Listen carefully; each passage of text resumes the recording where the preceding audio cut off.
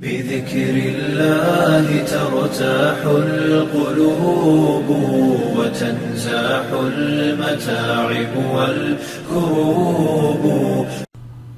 اللهم صل وسلم وبارك على سیدنا محمد صلی اللہ علیہ وسلم. اللہ عز و جل نے حضرت عمر رضی اللہ تعالی عنہ کو بہت ساری چیزوں میں دوسروں پر سبقت اور اولیت عطا فرمائی تھی.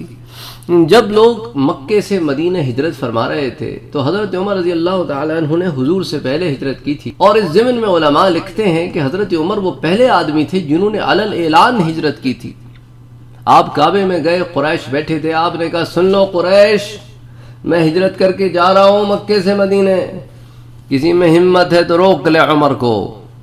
اگر تم ڈرتے ہو کہ حدود حرم میں مجھ پہ ہاتھ اٹھانے سے تو میں حرم سے باہر تمہارا انتظار کروں گا، تمیم میں 3 دن رکوں گا. کسی نے اگر اپنی بیوی کو بیوہ کرانا ہو اور بچوں کو یتیم کرانا ہو تو آ کے مل لے عمر سے. اللہ اکبر، یعنی حضرت عمر کو اللہ نے ایک مقام دیا تھا. آپ رضی اللہ تعالی عنہ وہ پہلے آدمی ہیں حضور صلی اللہ علیہ وسلم کے بعد جنہوں نے مسلمانوں کی اقتداء کی اور امیر المؤمنین کے لقب سے بلائے گئے.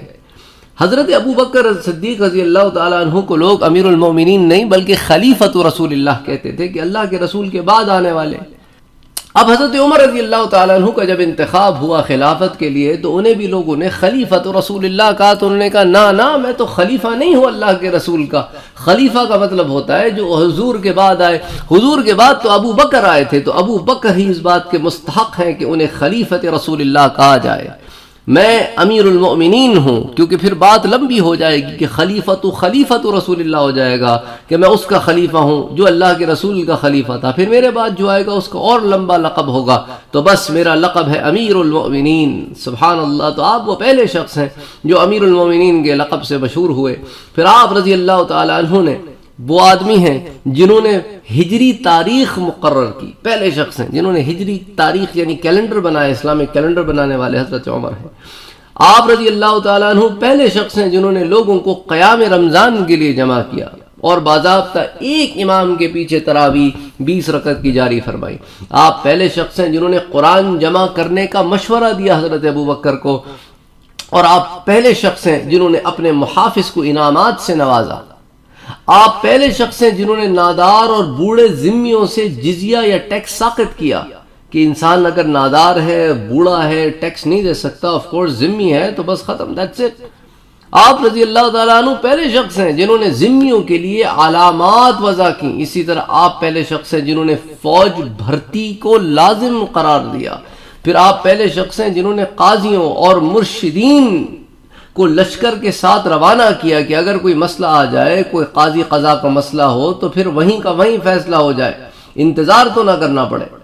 پھر آپ پہلے شخص ہیں جنہوں نے مکتوب شکل میں فیصلے کیے، یعنی کہ پھر فیصلوں کو لکھا گیا کہ یہ کیس کا یہ فیصلہ ہوا، یہ کیس کا یہ فیصلہ ہوا. اسی طرح آپ پہلے شخص ہیں جنہوں نے قائدین اور والیوں کے لیے مجلس مشاورت قائم کی، یعنی ایک ایڈوائزری کاؤنسل کا کانسیپٹ دیا آپ نے. آپ پہلے شخص ہیں جو راتوں کو لوگوں کے احوال معلوم کرنے کے لیے گشت کرتے تھے. آپ پہلے شخص ہیں جنہوں نے رجسٹر مقرر کیے جس میں لشکر والوں کے نام اور ان کے وظیفے لکھے جاتے تھے. اور آپ پہلے شخص ہیں جنہوں نے مہمان خانے بنائے، جن کو آپ عام طور پر باہر کے ملکوں میں دیکھتے ہیں نا، ان سسٹم جو ہوتا ہے، تو آپ نے ٹریڈ راؤٹس پر انز بنائے کہ خالی جگہ ہوتی تھی، پہلے لوگ جا کے جگہ گھیرتے تھے. آپ نے کہا نہیں، یہاں پہ مہمان خانے بنائے جائیں تاکہ لوگ آرام کر سکیں. سبحان اللہ. یعنی آپ رضی اللہ تعالی عنہ کو اللہ نے ایک بہت ذہین آدمی بنایا تھا. بذكر الله ترتاح القلوب وتنزاح المتاعب والكروب.